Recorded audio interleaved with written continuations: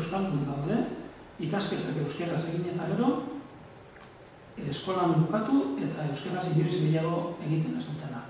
Badakigu, zenbat dauden, neurketak egin daudelako. Eta Bilbo aldean eta Gasteizen, eta erdaldundu ziren, guztiz erdaldundu ziren eremuetan, euskaraz ikasten duten gazteen artean, 30% ez du euskaraz jakiten ikasketak bukatu eta gero, eta hori asko da. Beste batek izango dit, bai, itor, baina 70% bai badaki, eta hori asko da, bai egia da, ez da. Baina esan nahi dudana da, arrisku hori ere hor dagoela. Eta orduan, hori jakinik ere, daka, beste hizkuntza bat sartzera, ez da sistema horretan. Eta gainera, hizkuntza bat, beste imperialista da. Lehendik Euskal Herrian, frantsesa eta espainola euskara matxakatzen dauzkagu, eta beso zabalik onartu dugu gure agintarien aldetik ingelesa ezartzen eta ezarriz joatea, ez da.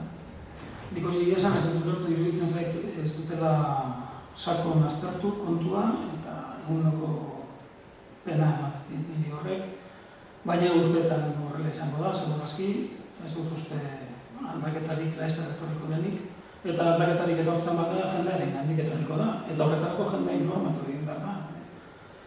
Eta ez daukagu informazio hori.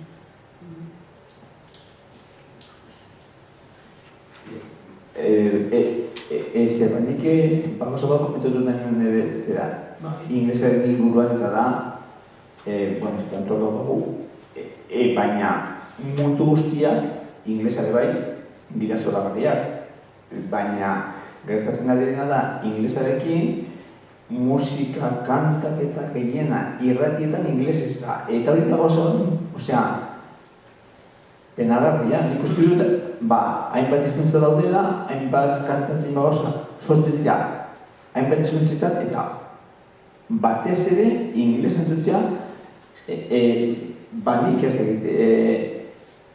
ingles entzutu balitz eguneko amarra musikan adibidez, ni egontzen posik adibidez.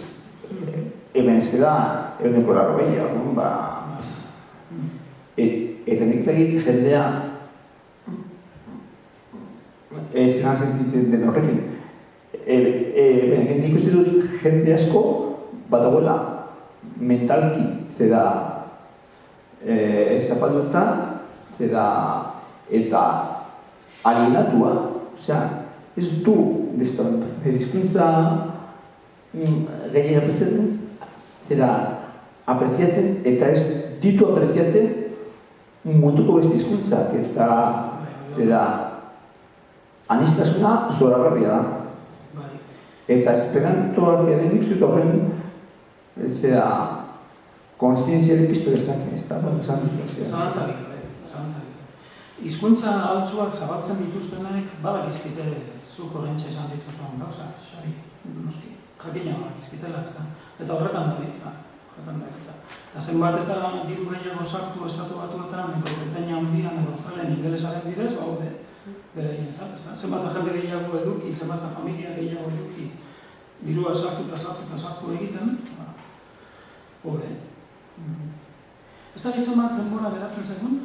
Oso gutxi, nik baduzu edatzen. Nacho Karla da, ez dut monopolizatzen da, zure ideia nolabait sakontze, ez da bakarrik, pentsa dezagun, estatu batuetako edo Ingalaterrako Produkto Nazional Brutoren ze egunekoa den hizkuntza, jendea joaten dela, klaseak, hori da kristona, baina gutxi da, asuntoa da, ze musika entzuten dugu? Ingelesdunek egiten dutena. Ze zinea ikusten dugu? Ingelesdunek egiten dutena. Ze telebista ikusten dugu? Ingelesdunek egiten dutena. Ze zientzia zabaltzen da munduan? Ingelesdunek egiten dutena. Osea, bere aberaztasunaren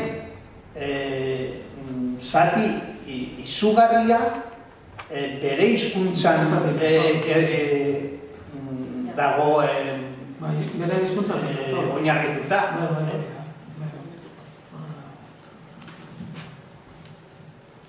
Ondo iruditzen bat zaizue, hizkuntza ikastera pasatuko gara?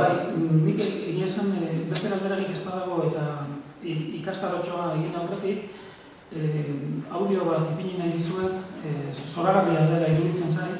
Zamenhof bizi zenean nazioarteko lehenengo kongresua egin zen, Frantzian. Beti hasten zait herriaren izena, Bouillon sur Mer. Herri hortan egin zen nazioarteko lehenengo esperantisten kongresua eta 1905 izan zen. Eta zorionez grabazioak daude. Eta orduan Zamenhof 1917an hil bazen ere, Wikipediako norbaitek etxean lasai entzun nahi badu eta barkabar, Wikipediako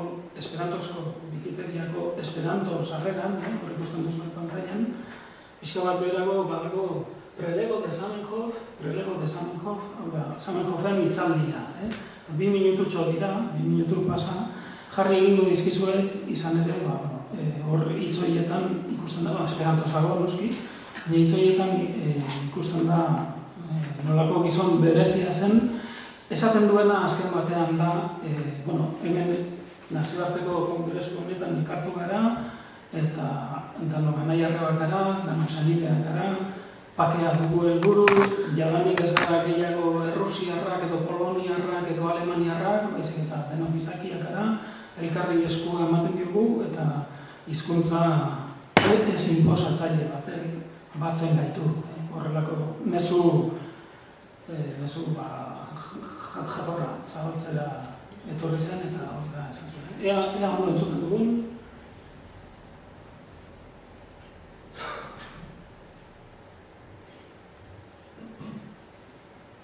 Mi salutas vin, carai samideani, fratoi cae fratinoi en la granda tutmonda homa familio, quiui convenis, el landoi proximai cae malproximai, en la plei diversae regnoi de la mondo, por frate premi al si reciproci la mano. Modesta estas mia conveno, la mondo extera ne multe scias principi, che ignavano vortoi de flugos telegrafe al ciui urboi de la mondo. Sed, tra la aer de mia salono, flugas misterae sonoi. Sonoi tre malautai, ne audeblai por la orelo, sed senteblai por ciu animo sentema. La sonoi de io granda io nun nascicias. En mia conveno ne existas nazioi fortai cae malfortai, privilegiitai cae senprivilegiai. Neniu humiligas, neniu sinceras, ni cium estas plene egalraitai. Ni cium sentas nin kiel membroi de unu nazio, kiel membroi de unu familio. Cae la unuan foion en la historio de la homaro, ni, membroi de la plei malsamai popoloi, staras unu apud la alia, ne kiel fremdulo, ne kiel konkuranto, sed kiel frato, kiu premas al si reciproce la mano, sincere, kiel homo al homo. Ni consciu bone la gravezzon de la hodiaŭa tago, ĉar hodiaŭ inter la gastamai muroi de Bulojo ĉe maro kunvenis ne francoj kun angloj, ne rusoj kun poloj, sed homoj kun homoj. Hoxe da. Ondo, 10 minutuko saiotxo horri, ekingo diogu orain. Horria daukazuenok, ikusiko duzuen bezala, 17. horria da lehenbizikoa, daukaguna, aditza 5. puntuan lantzen da. Aditza 5. puntuan lantzen da, eta berela ikusiko duzue lehen epatu duguna. Lehenengo aditzak ikusten direnak esti aditza da, lehenengoa izan edo egon, esan nahi duena, doni ere bai. Doni aditzak eman izan nahi du, hori ikusten duzuen bezala, helpi dago lagundu esateko, eta atxeti erosi esateko. Orduan, aditz horien, lehen esan dugu i bokalak, bukaerako i bokalak infinitiboa idazten duela, eta horregatik i hori kentzen badugu, erroak geratzen zaizkigu, aditzen erroak. Eta hori dira est, help, don eta atxet.